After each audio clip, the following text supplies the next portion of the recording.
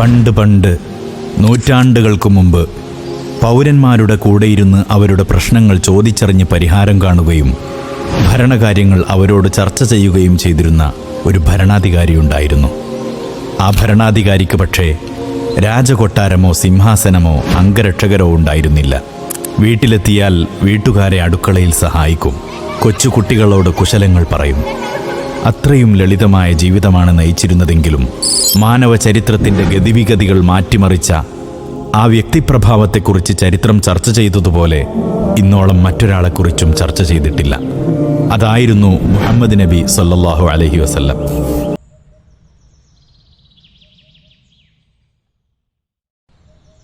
വിവിധ വീക്ഷണകോണുകളിൽ നിന്ന് അവർ നബിയെ പറഞ്ഞുകൊണ്ടേയിരിക്കുന്നു.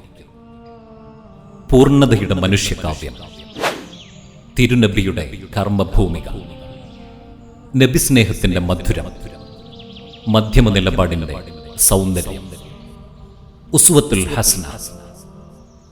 മഗ്രിബിന് ശേഷം നടക്കുന്ന സമാപന സമ്മേളനത്തിൽ ബദറുസ് സാദാത്ത് സയ്യിദ് ഇബ്രാഹിം ഖലീലുൽ ബുഖാരി തങ്ങളുടെ അനുഗ്രഹീത സാന്നിധ്യം.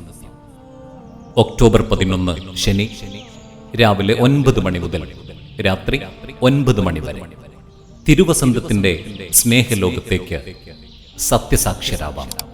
സുവർണ നഗരിയായ കൊടുവള്ളിയിലേക്ക് സ്വാഗതം.